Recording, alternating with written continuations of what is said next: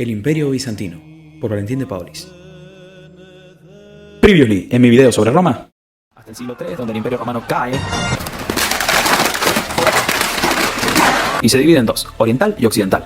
El occidente duraría hasta el siglo V, mientras que el oriental hasta el siglo XV. Pero eso es algo que veremos en otro video. Bueno, este es el otro video. Hoy vamos a ver una historia hermosísima. El arte bizantino. ¡Ay, qué bonito!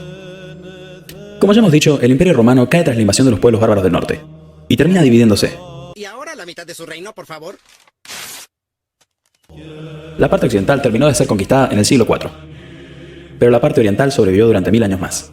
Y aunque ellos siguieron llamándose romanos, nosotros conocemos este imperio como Imperio Bizantino.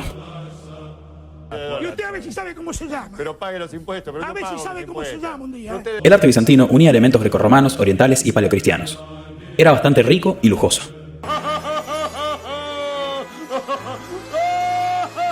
Se desarrolló principalmente en la capital Constantinopla y en diferentes partes de Grecia e Italia, desde el siglo V hasta el siglo XV. O sea, durante toda la Edad Media. La arquitectura bizantina de planta basilical tiene un atrio con nártex que incluye el fial, o recipiente con agua bendita. No fuera su hijo, ¿verdad? Mira nomás. No, hombre, así sí. Pero luego su interior se divide en dos. La naos estaba destinada a los fieles, mientras que el presbítero era donde se colocaba el clero, y ambas partes permanecían separadas por el iconostasio. Una especie de mampara llena de iconos que impide ver el ábside. Pasa que había momentos de la liturgia que no se podían ver. Sin embargo, en este imperio bizantino van a ser muy comunes las iglesias de planta de cruz griega, con los 4 brazos iguales y cubierta con una cúpula. Bajo ellas destacan muros lisos y corridos, ricamente ornamentados con mosaicos y pinturas.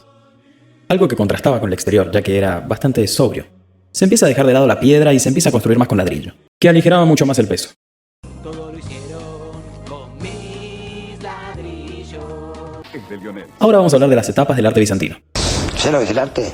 Tuvo 3 edades de oro. La primera edad de oro coincide con el reinado del emperador Justiniano en el siglo VI después de Cristo. Su obra magna fue claramente la Basílica de Santa Sofía, situada en la capital Constantinopla, lo que ahora sería Estambul, y su planta mezcla la basílica con la cruz griega. Está cubierta por una gran cúpula de 32 metros sobre pechinas, que son como triángulos esféricos, cuyos empujes se contrarrestan con 2 medias cúpulas y con 2 bóvedas de cañón con las naves laterales con contrafuertes. Un paso tremendo. Sus arquitectos fueron Antemio de Trales e Isidoro de Mileto. Y tras la conquista de 1453, los turcos otomanos la convirtieron en mezquita. Y al que no le gusta, que se joda. Otro ejemplo lo encontraríamos en la iglesia de San Sergio y San Baco, de planta central y cúpula gallonada, que tiene forma como de gajos de naranja. La iglesia de San Vital de Ravenna también es representativa de este periodo. Tiene planta central octogonal, cúpula elevada en tambor y muchos mosaicos en su interior, destacando el más famoso de todos, el emperador Justiniano y su séquito en el siglo V. Estas mesetas se componían de tesela de mármol, alternadas con otras de barro cocido vidriado. Estas imágenes servían como texto visual para dar a conocer la fe cristiana y muchos de sus mitos. Otras iglesias de Rávena que podemos encontrar son las de San Apolinar el Nuevo y la de San Apolinar in Clase.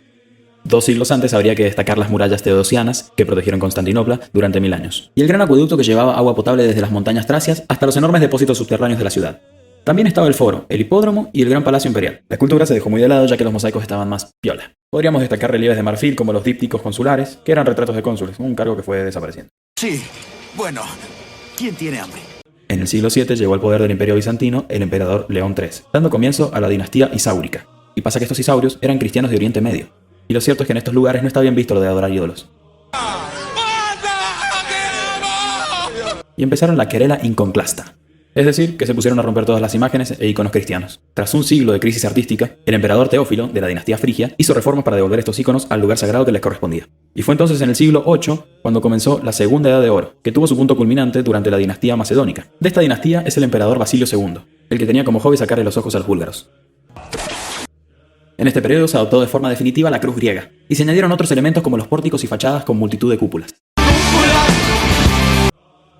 Algunas de estas fueron construidas sobre un tambor, para ganar altura y darle esbeltez, y dejando más espacio para ventanas más amplias. Los robustos pilares se van sustituyendo por columnas más delgadas, para lograr espacios más diáfanos, es decir, que dejan entrar más luz. El exterior de los edificios dejó de ser tan austero, y su atractivo se incrementó usando piedras de colores, meandros y puntas de sierra. Destacando el monasterio de Osios Loukas en Beocia. Otro ejemplo lo encontramos en Venecia, que siglos antes había sido parte del Imperio Bizantino. La famosa Basílica de San Marcos fue construida en el 1063 siguiendo esta moda. Destacan sus mosaicos donde usaron muchísimo el dorado. Mira con cuidado, Lenny. Y también el retablo de Parador, hecha con esmalte sobre metales preciosos, siguiendo con la técnica de esmalte alveolado. Mientras que al principio las pinturas murales de los templos eran más simbólicas. Tras la iconoclasia se empezó a potenciar la narrativa y la belleza formal y expresiva. Podemos encontrar muchas en los monasterios del Monte Athos, en Grecia, y también en la iglesia de Santa Sofía de Salónica. Tras varias crisis más, como el saqueo de Constantinopla durante la Cuarta Cruzada por parte de los Caballeros Cruzados y la división temporal del imperio, la Tercera Edad de Oro llegó a mediados del siglo XIII, por el año 1261, con la llegada de los paleólogos al poder. Ya por esos años Bizancio era nada más que una sombra de lo que alguna vez fue. ¿Qué te pasó, viejo? Antes eras chévere. Las murallas de la ciudad ya no eran el obstáculo insalvable que habían sido durante casi 1000 años, y su imperio quedó reducido a esto de acá. Los turcos habían logrado rodearlos y en 2 siglos más lo conquistarían definitivamente. Los artistas de esta época tuvieron interés en paisajes y escenas pastorales, así como mosaicos, como el de la iglesia de Cora en Constantinopla. Los frescos presentaron más narrativa, como la de la iglesia de Mistras, y los iconos dejaron atrás la austeridad y simplicidad para pasar a estar llenos de detalles. Finalmente, la gran novedad fue el uso de cúpulas bulbosas, estilo que la pegó mucho en Rusia y en los demás países eslavos.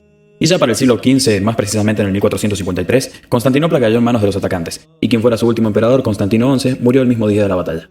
¡Qué tristeza! Todo esto no lo puedo creer. El imperio dio paso al nacimiento del otomano, y para los historiadores, en ese momento comenzó la Edad Moderna, dejando atrás el medioevo. El aspecto cultural que caracterizó al arte bizantino era sinónimo de riqueza, lujo y belleza, ¿Sabes lo que es el arte? lo cual fue transmitido a los países que más tarde se independizaron. Bueno, nos vamos. Eso fue todo por hoy. Si te gustó, dale like y suscríbete por si todavía no lo has hecho. Nos vemos en el próximo video. Arrivederci. Nos vemos muy pronto en un nuevo vídeo. Besitos, besitos, chao, chao.